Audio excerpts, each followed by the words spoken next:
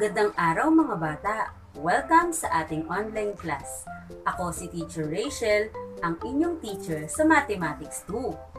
Handa na ba kayong matuto? Kung ganon, simulan na natin!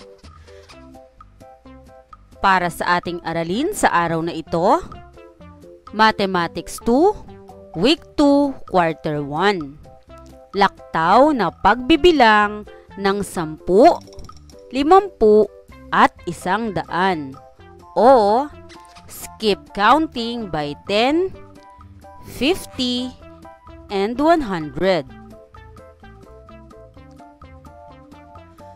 Most essential learning competencies. The learners visualizes and counts numbers by tens, 50s, and 100s.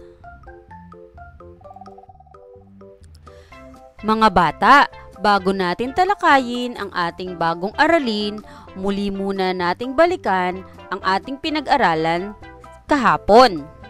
Noong nakaraang aralin ay pinag-aralan natin ang place value ng bawat digit sa bilang at ang value ng bawat digit. Ang place value ay ang halaga ng bawat digit sa bilang. Ito ay nakatutulong upang maunawaan ang halaga ng bawat digit sa bilang. Halina't muli nating balikan ang pamamaraan. Ang pagsasabi ng place value ay nagsisimula sa kanan papunta sa kaliwa. Narito ang isang halimbawa. 671.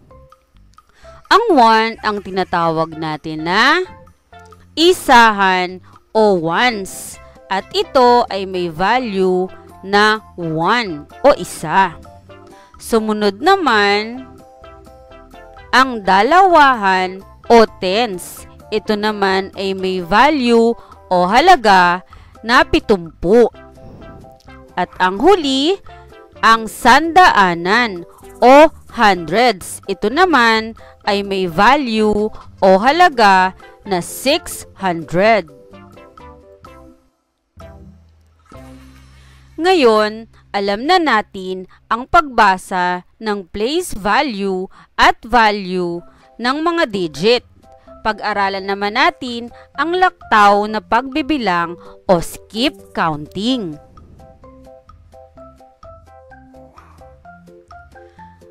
Ano nga ba ang laktaw na pagbibilang o skip counting? Ang laktaw na pagbibilang o skip counting ay isang uri ng pagbilang pasulong sa pamamagitan ng paglaktaw ng bilang o pagdagdag ng parehong bilang sa tuwing lalaktaw. Ngayon mga bata, simulan nating pag-aralan ang laktaw na pagbilang ng 10 o skip counting by tens. Babasahin ko ito sa Tagalog. 10, 20, 30, 40, 50, 60, 70,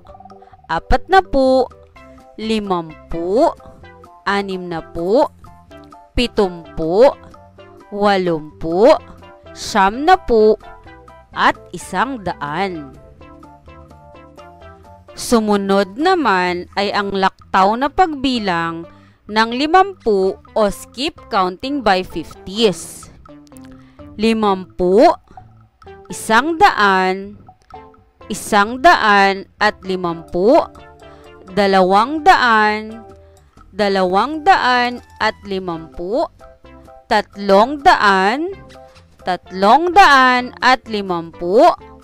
400, 400 at 50, at 500. At panghuli ay ang laktaw na pagbilang ng 100 o skip counting by 100s. 100, 200, 300, 400,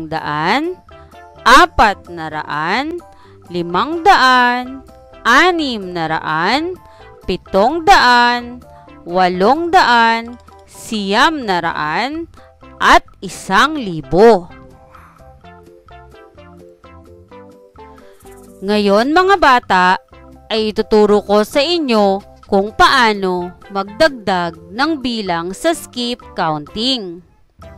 Sa laktaw na pagbibilang ng 10 ay magdagdag ng 10 tuwing lalaktaw. Sundan ang arrow sa mga sumusunod na skip counting o laktaw na pagbilang. Narito ang halimbawa. Sasabihin ko ito sa English. 10 plus 10 equals 20, plus 10 equals 30, plus 10 equals 40, plus 10 equals 50, plus 10 equals 60, plus 10 equals 70, plus 10 equals 80, plus 10 equals 90, plus 10 equals 100. Nakuha nyo ba mga bata? Sumunod naman, sa laktaw na pagbilang ng 50 ay magdadagdag ng 50 tuwing lalaktaw. Narito ang halimbawa. Sundan ulit natin ang arrow. 50 plus 50 equals 100. Plus 50 equals 150. Plus 50 equals 200. Plus 50 equals 250. Plus 50 equals 300. Plus 50 equals 350. Plus 50 equals 400. Plus 50 equals 450. At plus 50 equals 500. Tayo ay nagdagdag ng 50 sa bawat laktaw. At panghuli, sa laktaw na pagbilang ng 100 ay magdadagdag tayo ng 100 tuwing lalaktaw.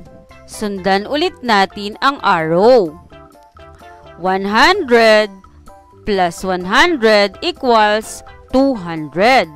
Plus 100 equals 300. Plus 100 equals 400. Plus 100 equals 500. Plus 100 equals 600. Plus 100 equals 700. Plus 100 equals 800. Plus 100 equals 900. Plus 100 equals 1,000. Nagdagdag tayo ng 100 sa bawat laktaw. Nakuha nyo ba mga bata? Mahusay! Ngayon mga bata, ay subukan nating sagutan ang isang maikling gawain. Panuto, alamin ang hinihingi sa bawat bilang. Isulat ang tamang sagot sa iyong kwaderno. Mga bata, nakikita nyo ba ang larawan? Ngayon, pagmasdan natin ito.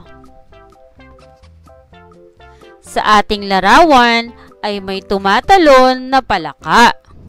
At sa bawat talon na kanyang ginagawa ay umaabot ito ng 10 metro. Ngayon, mula dito, narito ang mga katanungan. 1. Nagsimula sa bilang na blank at nagtapos sa... Sa tingin ninyo, ano ang sagot? Magaling! Nagsimula ang bilang o nagsimula ito sa bilang na 10 at natapos naman ito sa tama, 100.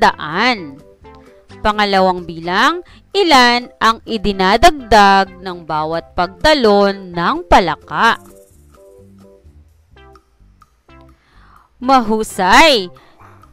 Siya ay nagdadagdag ng 10 sa tuwing tatalon. Pangatlo, ito ay tinatawag na skip counting by 10. Mahusay!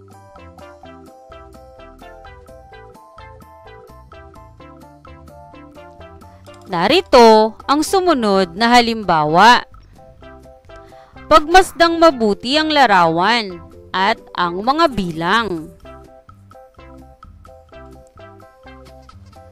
Narito naman ang mga katanungan. Number 4, nagsimula sa bilang na blank at nagtapos sa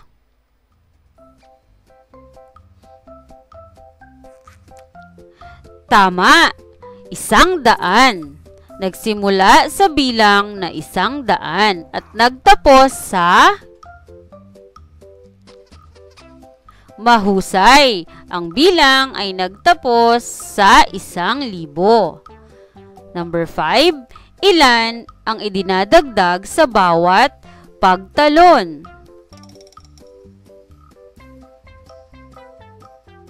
Mahusay, 100. Pang-anim, ito ay tinatawag na skip counting by tama, ito ay tinatawag na skip counting by 100 dahil tayo ay nagdadagdag ng 100 sa bawat paglaktaw. Ngayon mga bata, sagutan naman natin ang isa pang gawain. Panuto, punan ang nawawalang bilang. Gawing gabay ang laktaw na pagbibilang ng 10. Narito ang mga bilang. Mga bata, bibigyan ko kayo ng oras para magsagot. At pagkatapos ay sasabihin ko ang tamang sagot. Maaari nang magsimula mga bata.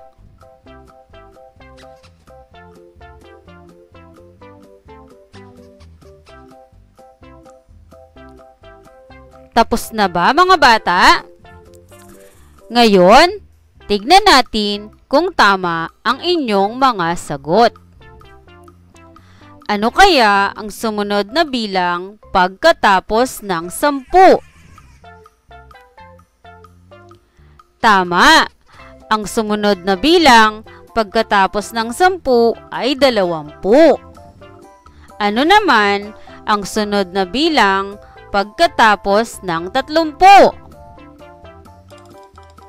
Mahusay! 40. Ano naman ang sumunod na bilang pagkatapos ng 60? 70. Magaling! Ano naman ang sumunod na bilang pagkatapos ng 80?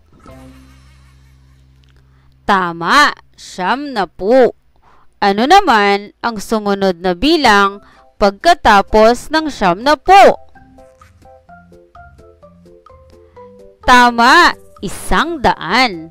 At ano naman ang sumunod na bilang pagkatapos ng 120?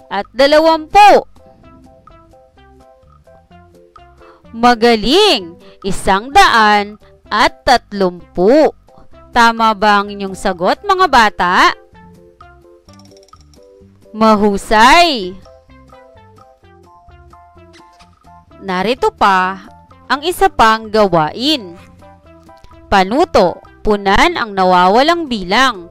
Gawing gabay ang laktaw na pagbibilang ng 50. Narito ang mga bilang mga bata.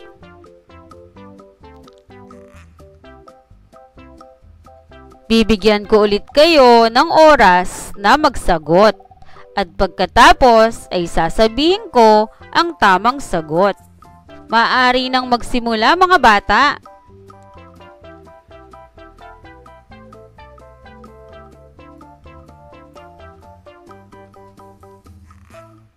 Ngayon, subukan nating sagutan.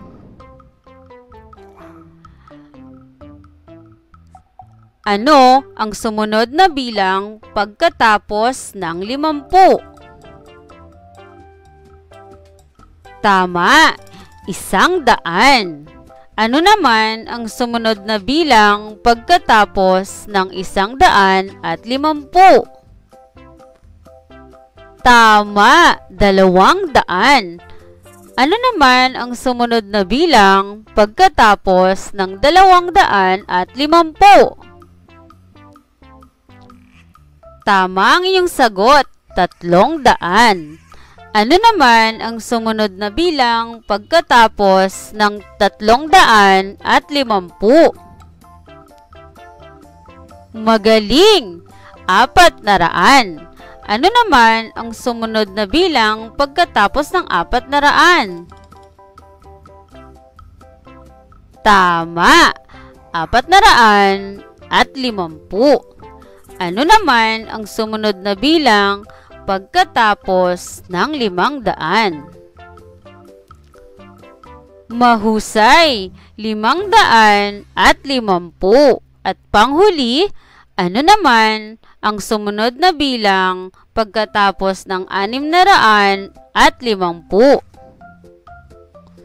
Tama! 700.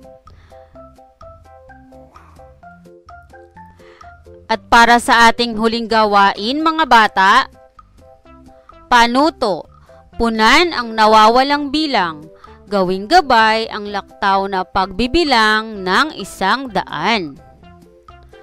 Narito ang mga bilang. Bibigyan ko ulit kayo ng panahon upang magsagot. At pagkatapos, ay ibibigay ko ang tamang sagot.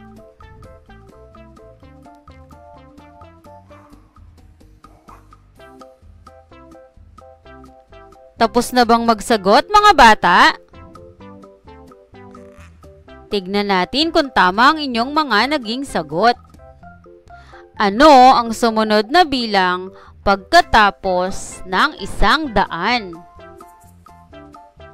Tama, 200. Ano naman ang bilang pagkatapos ng 300? Tama, 400. Ano naman ang sumunod na bilang pagkatapos ng 500? Mahusay, 600. Ano naman ang sumunod na bilang pagkatapos ng 600? Magaling, 700. Ano naman ang sumunod na bilang pagkatapos ng 800? Mahusay, 900.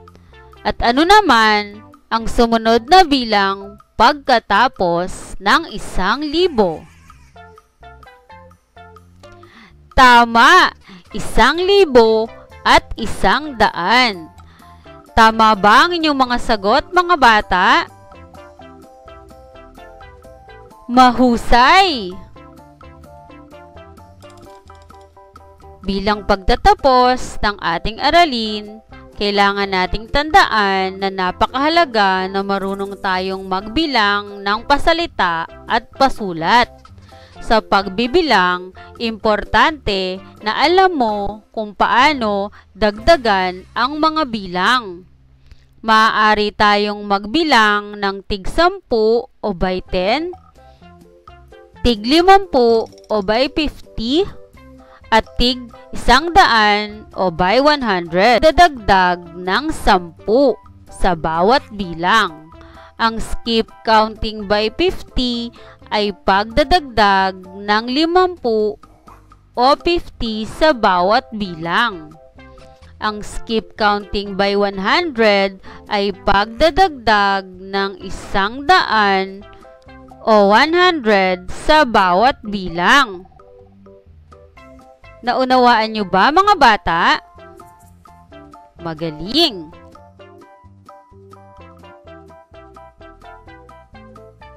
Muli, mga bata, ang ating paksang aralin ay laktaw na pagbibilang ng 10, 50 at 100. o skip counting by 10, 50, and 100. Mga bata, sana ay naunawaan niyong mabuti ang ating aralin. Hanggang sa muli, paalam!